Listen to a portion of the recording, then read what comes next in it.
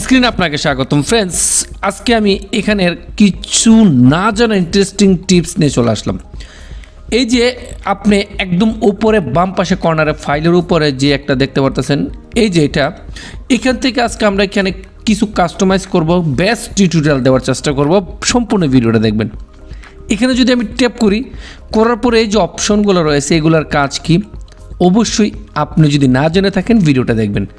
একদম নিচে minimise the ribbon, এখানে যদি একটা ট্যাপ করি তাহলে কি হচ্ছে দেখেন, এই যে আমার এখানে যতগুলো ছিল সবগুলা কিন্তু লুকিয়ে গেল। আবারও যদি এখানে ট্যাপ করি, আবার যদি এখান থেকে টিকটাকে আনটিক করে দেই, এগুলা কিন্তু আবার চলে আসলো। আর এইগুলা সম্পর্কে কিন্তু ইতিমধ্যে ভিডিও দেওয়া রয়েছে, দেখে নেবেন। তাহলে আমরা একদম নিচে মিনিমাইজ দ্য রিবন এটা কিন্তু শিখে ফেললাম, ঠিক আছে।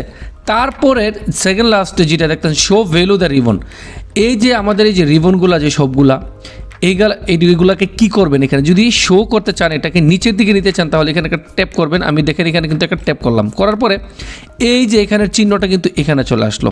যদি একটু খেয়াল করে দেখেন চিহ্নটা কিন্তু উপর থেকে নিচে চলে আসলো। তো আমরা যদি আবার এখানে ট্যাপ করি তাহলে রিবনটা কিন্তু আবার পুনরায় আগের জায়গায় চলে গেল, ঠিক আছে। তো এই 2 নম্বরের কাজটা। 3 নম্বর হচ্ছে রিনেম।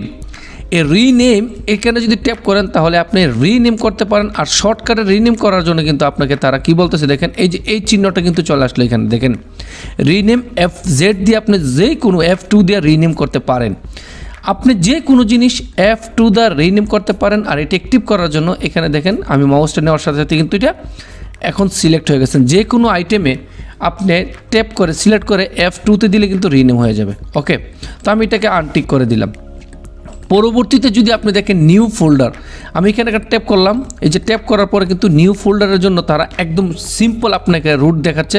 মাউসটা এখানে নিয়ে নিলাম, নেওয়ার পরে বলতেছে দেখেন Ctrl+Shift+N, একদম শর্টকাটে কিন্তু আপনি ফোল্ডার তৈরি করতে পারেন মাত্র কোয়ার্টার সেকেন্ডের মধ্যে। জাস্ট আপনি Ctrl Shift এবং N ট্যাপ করলে কিন্তু আপনার নতুন নতুন ফোল্ডার হয়ে যাবে। তো আমি এটাকে এখন আবার পুনরায় আগের জায়গায় নিয়ে নিলাম। তারপরে যদি দেখেন এখানে লেখছে প্রপার্টিস, আমি যদি প্রপার্টিসে ট্যাপ করি তাহলে এখান থেকে তারা বলতেছে প্রপার্টিস যাওয়ার জন্য আপনাকে Alt+Enter ট্যাপ করার সাথে সাথে কিন্তু আপনি প্রপার্টিসে চলে যেতে পারেন যে জিনিসের সিলেক্ট আইটেমের মধ্যে। আচ্ছা, আমি আপনাকে বলতেছি সিলেক্ট আইটেম কিভাবে করবেন। মনে করেন উদাহরণস্বরূপ আপনি যদি, আমি আপনাকে দেখাচ্ছি দেখেন এখানে কিন্তু বলতেছে যে Alt+Enter, আপনি এটাকে যদি সিলেক্ট করেন প্রপার্টিসে যাওয়ার জন্য, আপনি উদাহরণস্বরূপ আমি এটাকে এই যে সিলেক্ট হয়ে গেল। এখন আমি আপনাকে আবারও দেখাচ্ছি Alt+Enter, এই যে এখানে মাউসটা নেওয়ার সাথে সাথে কিন্তু বলতেছে দেখেন Alt+Enter। ওকে, তো আমি এখানে এটা সিলেক্ট করার পরে Alt+Enter, মানে অল দিয়ে ইন্টার দিলে কিন্তু এখানে প্রপার্টিস ডাইরেক্ট চলে আসবে। আমি কিন্তু ট্যাপ করে ফেলেছি, এটা কিন্তু আসতে একটু সময় লাগবে।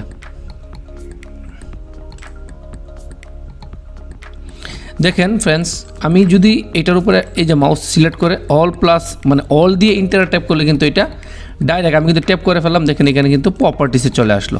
ওকে, মানে আপনি প্রপার্টিস বলতে গেলে আপনি যদি এটার উপরে মাউসের রাইট সাইড ট্যাপ করেন, এই যে এটাকে বলতেছে প্রপার্টিস। আর এখান থেকে আপনি সরাসরি আনতে গেলে জাস্ট অল্ট এবং ইন্টার ট্যাপ করার সাথে সাথে কিন্তু এটা একদম শর্টকাটে চলে আসলো। তো এটা হচ্ছে আমাদের এই ট্রিকটার মধ্যে, আপনি এখানে গেলে এটা অ্যাক্টিভ করে রাখলে কিন্তু পেয়ে যাবেন। ওকে, তারপরে দেখতে পাচ্ছেন এখানে লেখা রয়েছে ডিলেট। আমি যদি ডিলেট অপশন নিয়ে এটাকে সিলেক্ট করে রাখি, তো এখান থেকে তারা বলবে ডিলেট করার জন্য Ctrl+D, জাস্ট Ctrl+D, যে কোনো জিনিসের মধ্যে আপনি Ctrl+D দিয়ে ডিলেট করলে কিন্তু এটা ডাইরেক্ট রিসাইকেল বিনে চলে যাবে। ওকে, তো আমি এটাকে আনটিক করে দিলাম এবং এখান থেকে যদি আবার রিডুতে ট্যাপ করি তাহলে দেখেন এটা মানে আপনি যেটা ব্যাকে চলে গেছেন এটাকে আবার রিব্যাক আনার জন্য কিন্তু Ctrl+Y দিলে কিন্তু চলে আসবে। তো এইটাকে আমরা আনটিক করে দেবো এবং আন্ডু, যে কোনো জিনিস আপনি যদি ডিলিট করেন আবার যদি ফিরিয়ে আনতে চান তাহলে এটাকে বলা হয় আন্ডু।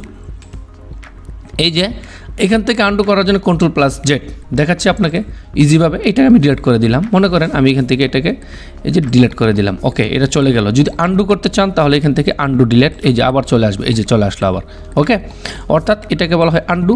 আপনি যদি করতে চান এখান থেকে শর্টকাটে এই যে এখান থেকে ডিলিট করবেন, করার পরে আবার এখান থেকে এই যে এখানে ছিল, এখানে যদি আবার এরকমভাবে টিপ করে এই যে আন্ডু ডিলিট, আবার এখানে কিন্তু এটা চলে আসলো। ইজি, সিম্পল, সহজ। তো আমাদের এই ট্রিকটা অনেকেরই জানা ছিল না, তো ভাবলাম যে না জেনে থাকে থাকেন তার জন্য ট্রিকটা কিছুটা হলো উপকারে চলে আসবে। তো আমি এটাকে আবারও আগের মতো করে দিলাম। তো এই ছোট্ট কুইক বা টিপস অ্যান্ড টিউটোরিয়ালগুলো যদি ভালো লেগে থাকেন ভিডিওটা লাইক কমেন্ট শেয়ার করতে ভুলবেন না। আবার নতুন কিছু নিয়ে আবার দেখা হবে, ততক্ষণ পর্যন্ত ভালো থাকবেন।